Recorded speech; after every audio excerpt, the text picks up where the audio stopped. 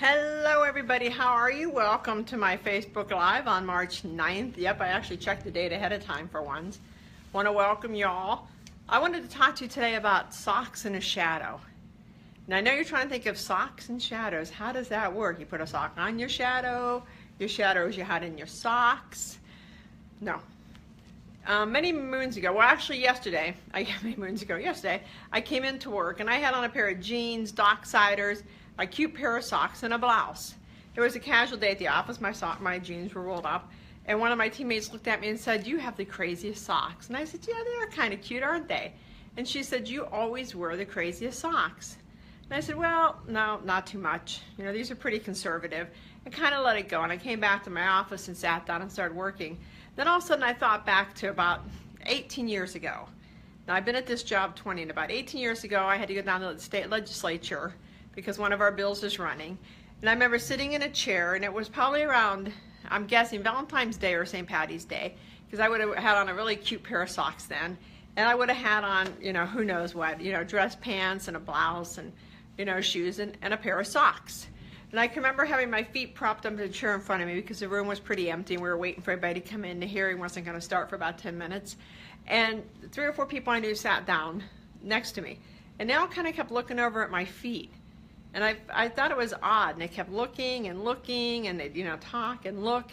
And I realized they were looking at my socks. And I looked over at all of them, and they had hose on. It's back when you wore hose underpants. They all had hose on or dresses and dressed really conservative. And it made me insecure. It made me self-conscious. So I went home, threw all my socks away, and not lying to you, got all my socks, put them in a bag, didn't throw them away, but I put them into a closet, and they got thrown away years later. And I stopped. I quit wearing socks from that point on. I allowed this group of people to intimidate me, to move me off something I really liked to do, because I wanted to fit in with the group. They were all seasoned lobbyists. I was brand new, and I wanted to fit in. I didn't want to feel insecure. I didn't like them talking about my socks. In fact, one of them a couple weeks later made a comment, "Well, where's your socks at?" I was like, wow, I just, you know, a little bitchy there, but yeah.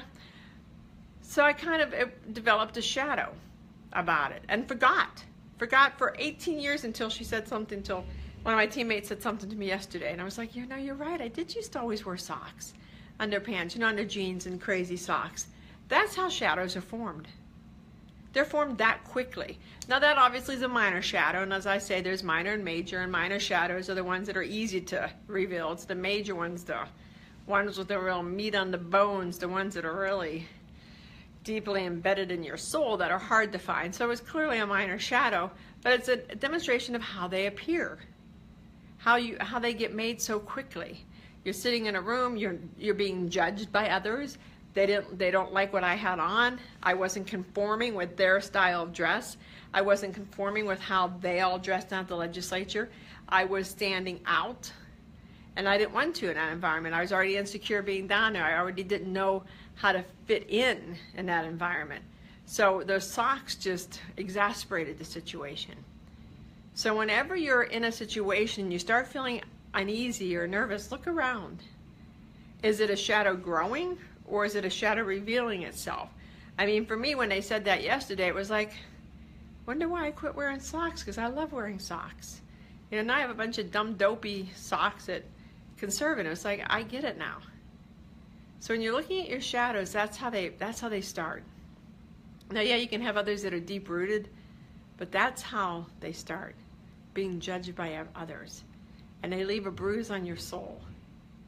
So when you're looking within your shadows, look at ways you were judged by others and try to figure out where that judgment came.